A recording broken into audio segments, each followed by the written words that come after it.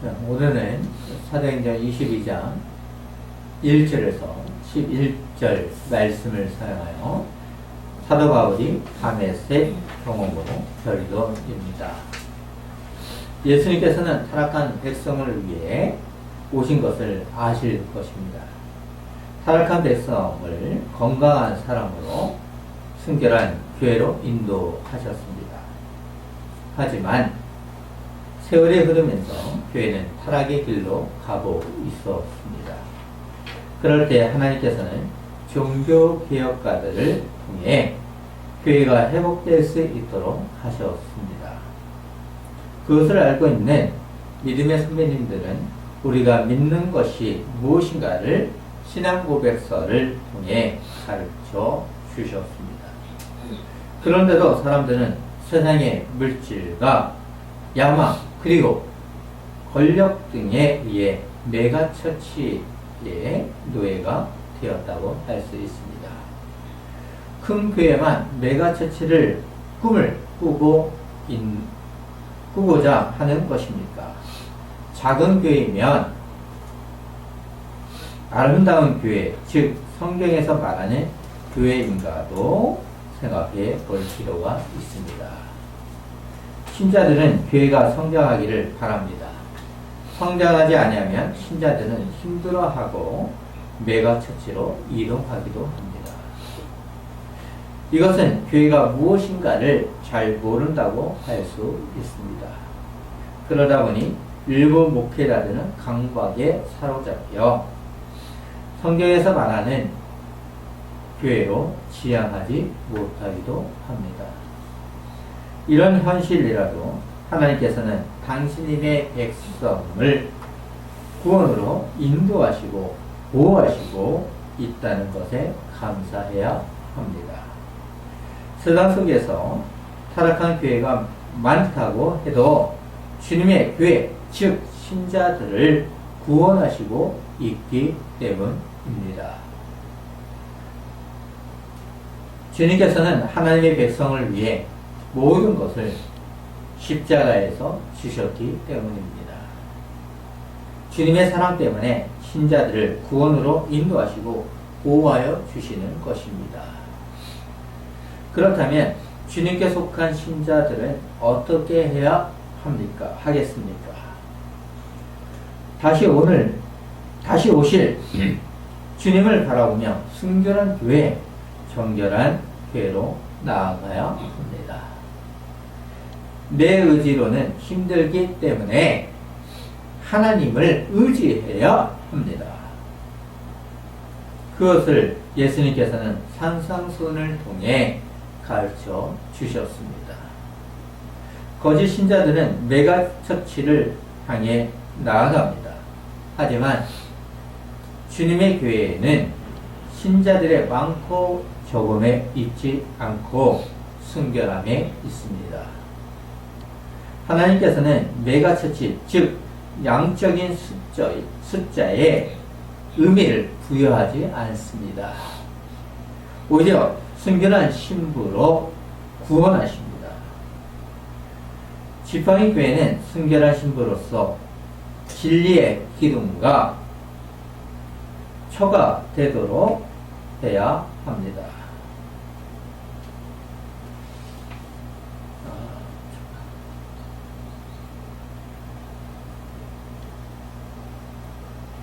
참된 교회의 표지, 즉 강설과 성례와 건징을 성경적으로 해야 합니다. 여기서 오해하지 말 것은 건징은 벌을 주는 것이 아니라 돌이킬 수 있도록 섬기는 것입니다. 오늘 우리는 사도 바울이 다메섹에서 경험한 이야기를 이야기합니다. 이것을 알기 위해 그동안 강설했던 내용을 정리하도록 하겠습니다. 주 57년 초 바울은 이방인 교회들이 모은 헌상을 봉헌이죠. 예루살렘 교회에 전달할 사절단과 더불어 예루살렘을 갔습니다. 6월까지는 예루살렘에 도착 도착하고자 노력한 것을 알 것입니다. 6월절까지 예루살렘에 도착하고자 정말 애썼습니다. 하지만 그 여행은 쉽지 않았습니다. 갱그리아 항구에서 몇몇 유대인들이 바울을 죽이려고 한다는 정보를 듣고 바울은 육로를 거쳐 네아볼리 항구에 가서 배를 타야만 했습니다. 여러 일정의 변동으로 바울은 겨우 오순절에 이르러 예루살렘에 도착할 수 있었습니다.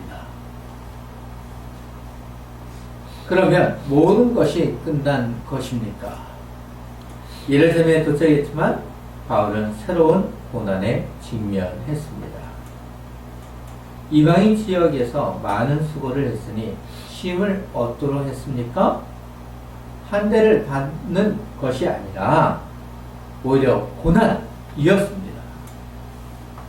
그럼에도 불구하고 사도 바울은 유대인들이 생각하는 성전의 규례에 복종한다는 의미보다는 자신의 복종을 통해 무지한 자들 그리고 적절한 교육을 받지 못한 자들을 돕기 위해서 나시님과 함께 성원에 동참합니다.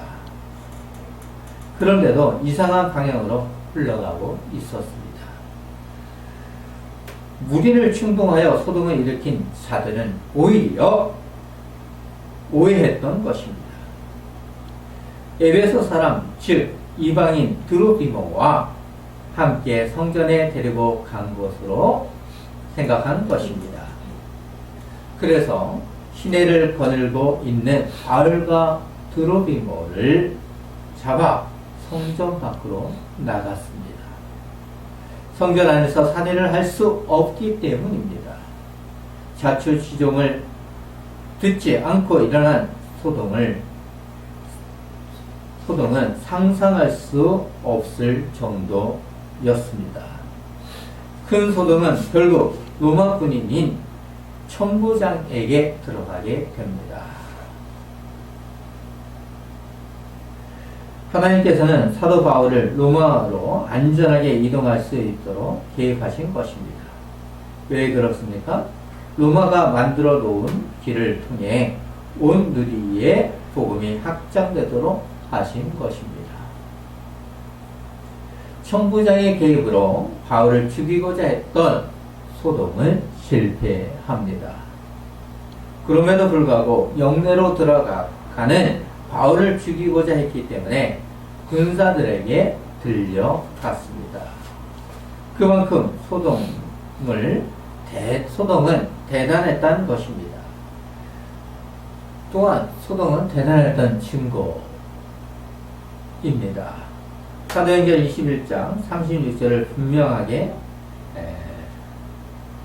기록합니다. 이는 백성의 무리가 그를 없이하고자 외치며 따라가미더라. 바울은 천부장 앞에 끌려갔습니다. 그때까지 유대인들이 흥분하여 떠들었기 때문에 천부장은 바울을 그때 선동가 정도로 판단했습니다. 그렇지만 바울이 능숙한 헬라어를 사용하며 자신을 소개하는 것을 보고 놀랬습니다. 왜냐하면 바울은 자신을 소개할 때 다소 출신 로마 시민권자를 가진 유대인임을 밝혔기 때문입니다. 그러면서 바울은 천부장에게 요구합니다. 그것이 무엇이었습니까? 자신을 죽이려고 하는 유대인들에게 연설할 기회를 달라는 것입니다. 로마 시민권을 가지고 있는 바울의 요구를 천부장은 거절할 수 없었습니다. 기회를 얻은 바울은 침대 위에 서서 백성에게 손짓하여 매우 조용히 한 후에 히브리 말로 말하니라. 하지만 바울의 연설은 아무런 소용이 없었습니다. 이처럼 하나님의 경륜과 교회가 무엇인가를 모르면 소용이 없는 것입니다. 또한 성전의 의미도 모르면 유대인처럼 될 수 있습니다. 그렇기 때문에 우리는 성경 말씀을 잘 알아야 합니다. 오늘 말씀은 사도 바울이 히브리 말로 연설한 내용입니다. 21장 마지막에 되어 있는 말씀을 좀 더 길게 누가가 기록한 것이죠. 22장 전체를 보는 것이 좋지만 시간상 11절까지 보도록 하겠습니다. 먼저 오늘 본문 1절을 보도록 하겠습니다. 부형들아, 내가 지금 여러분 앞에서 변명하는 말을 들으라 합니다. 부형들이라는 것은 형제들과 선배, 여러분이라고 하는 것입니다.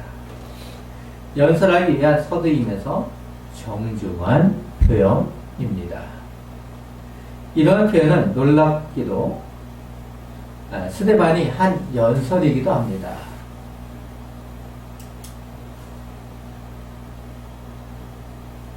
아이러니하게도 바울이 스데반을 죽이려고 할 때 들었던 말을 지금 사용하고 있습니다.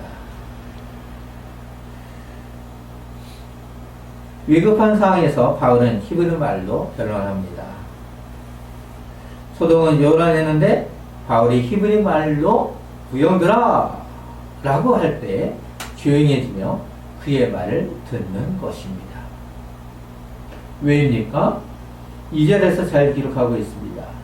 그들이 그가 히브리 말로 말함을 듣고 더욱 조용한지라.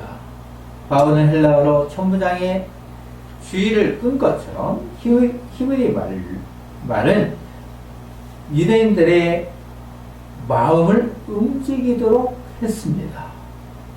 유대인들이 가장 많이 사용하는 언어로 말했기 때문에 소동을 진정시킨 것으로 보입니다.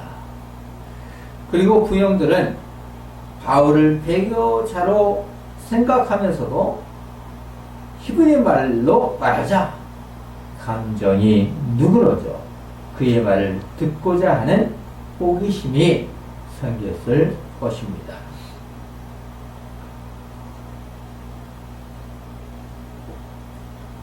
조용해진 가운데 바울은 3절에서 자신을 소개합니다. 나는 유대인으로 길리기아 다소에서 났고 이 성에서 자라 가마니엘의 한 문화에서 우리 조상들의 율법의 엄한 교훈을 받았고 오늘 너희 모든 사람들처럼 하나님께 대하여 열심히 있는 자라. 바울은 자신이 태어난 장소와 양육 그리고 정식 교육을 어디서 받았는가를 소개합니다. 유대인들이 자부심을 느끼고 있던 것을 알고 있어서 말한 것입니다. 나도 당신들과 같은 존재라는 것입니다. 여기서 우리는 유익 있게 볼 필요가 있는 것이 있습니다. 이 성에서 자라입니다. 바울이 죽음의 직면에 있는 장소가 어디입니까? 예루살렘입니다. 그렇기 때문에 이 말은 중요한 것입니다. 예루살렘에서 그가 항구한 것은 가마리엘이었습니다. 가마리엘은 당대 오늘날 서울대학교와 같은 것입니다. 바로 그곳에서 율법의 엄한 교훈, 즉 랍비 교육을 받았다는 것입니다. 바울은 이렇게 말하는 것은 합법성을 증명하는 신임장이라는 것을 명확히 하는 것입니다. 바울이 이렇게 말하는 것은 합법성을 증명하는 것입니다. 그러면 바울은 부형들처럼 나도 하나님께 열심히 있는 자라는 것입니다. 자, 그러면서 바울은 이렇게 합법성을 주장하는 것이죠. 하나님께 열심히 있는 사람, 당신들과 같습니다. 자신은 누구에게도 뒤지지 않는 열심을 가진 자라는 것입니다. 그러면서 사도 바울은 자신의 과거를 되돌아보며 이야기합니다.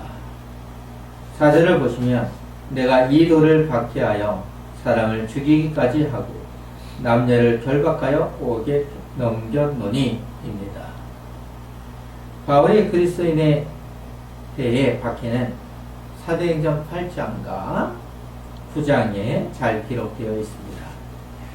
기독교인이면 누구나 잘 알 것입니다. 바울의 도의 개념은 예수 그리스도를 믿으면 모두 죽여야 한다는 것입니다.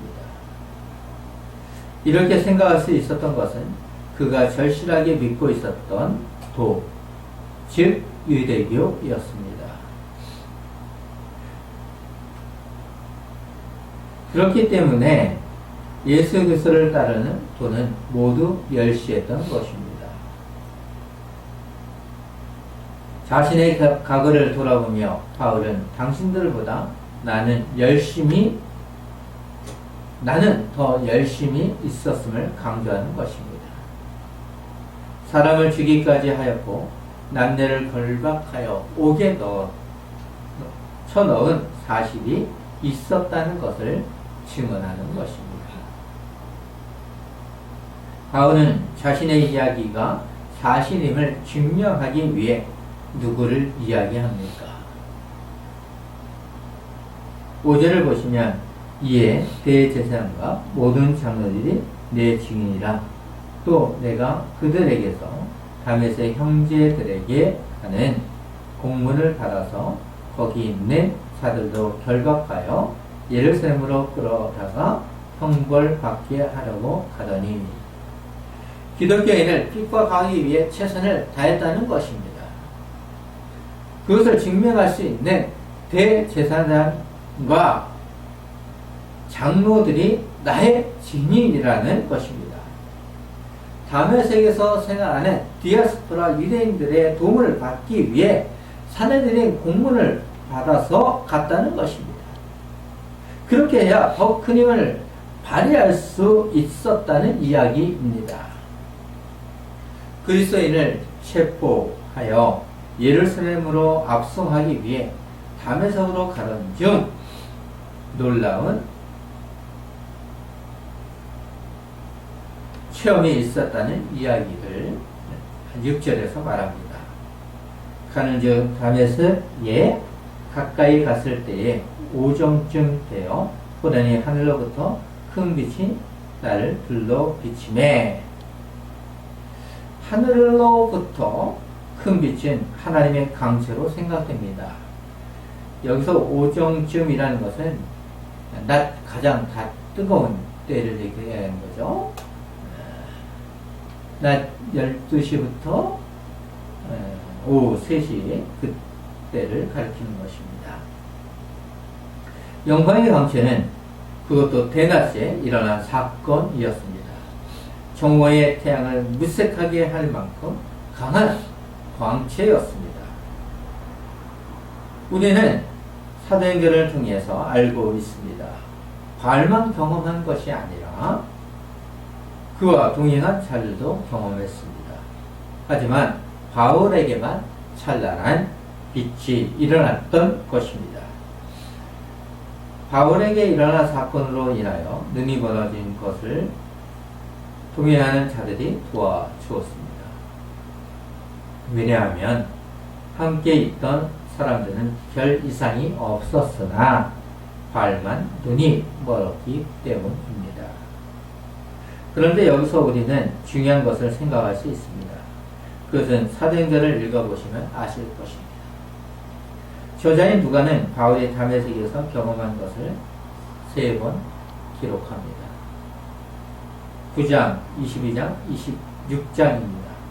이렇게 중요하게 기록하는 것은 초대교회 역사에서 바울의 다메섹 체험은 중요한 위치라고 생각할 수 있습니다.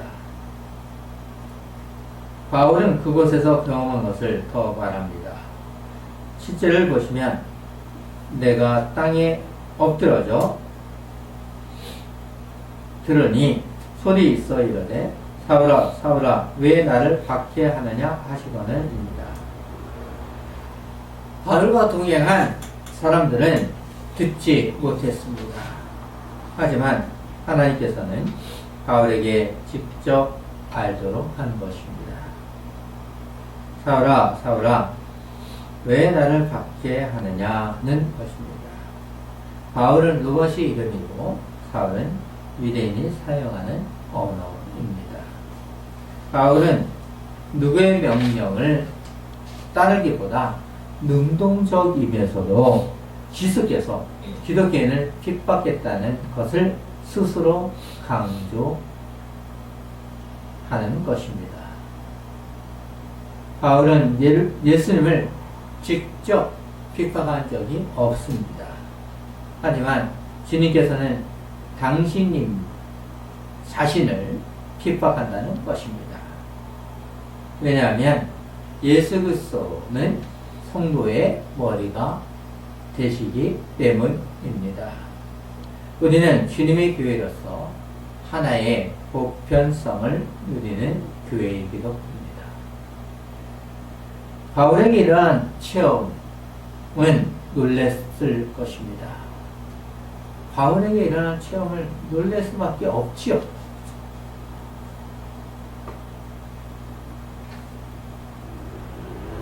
그래서 무엇이라고 합니까? 8절을 보십시오. 내가 대답하되 주는 누구시리까 하니 이르시되 나는 내가 박해하는 나사렛 예수라 하시더라. 바울은 그가 자신임을 강조하기 위해 덧붙입니다. 그것이 무엇입니까? 9장에서 없던 나사렛입니다. 예수님 이름 앞에 나사렛이라는 지명입니다. 그 당시에는 예수라는 이름을 가진 사람이 많았기 때문입니다. 같은 이름이 많았기 때문에 나사렛이라는 것을 사용한 것입니다. 십자가의 죽음을 당하고 부활하신 바로 그 나사렛 출신의 예수님이라는 것을 명확히 한 것입니다. 아마도 이야기를 들을 사람들은 놀랐을 것입니다. 그러면서 바울은 이렇게 말합니다. 9절을 보시면 나와 함께 있는 사람들이 빛을 보면서도 나에게 말씀하시는 이의 소리는 듣지 못하더라입니다. 바울을 제외한 나머지 사람들은 주님을 만나는 경험하지 못하였다는 사실입니다. 주위 사람들은 빛을 보기는 하였으되 그것을 영광스러운 예수님의 계시로 보지 못했다는 것입니다. 또한 소리는 듣긴 했지만 그 구체적인 의미는 알아들을 수 없었던 것입니다. 그런데 문제는 9장 7절과 다른 것이 있습니다. 다메섹에서 바울은 소리만 듣고 아무도 듣지 못하여 말을 못하고 섰더라라고 기록했습니다. 그러면 오늘 본문 9절과 어긋나는 것으로 생각할 수 있습니다. 상승되는 거죠. 이와 같이 명백한 상호 헬라어 원본을 검증함으로써 해결됩니다. 헬라어는 소리를 소음으로 듣는 것과 메시지로 듣는 것에 대해 명확한 차이를 가지고 있습니다. 바울과 동행했던 자들은 하나님의 음성을 소리로 듣기는 했지만 메시지가 담긴 분명한 하나님의 말씀으로 생각하지 않았던 것입니다. 아마도 바울은 서로 다른 청중을 겨냥함으로 약간씩 강조점을 달리한 것 같기도 합니다. 바울의 경험은 우리가 표현할 수 없는 상상이었습니다. 그래서 바울은 10절에서 이렇게 말합니다. 내가 이르되 주님 무엇을 하리이까? 주께서 이르시되 일어나 다메섹으로 들어가라. 내가 해야 할 모든 것을 거기서 누가 이르니라 하시거니와. 바울은 주님 무엇을 해야 합니까? 라고 할 때 주님께서는 명확하게 말합니다. 다메섹으로 들어가라. 너가 할 일을 가르쳐 주시겠다는 것입니다. 바울의 질문을 기록함으로써 그가 해신 과정을 자세히 이야기하므로 당신들도 돌이키라는 메시지입니다.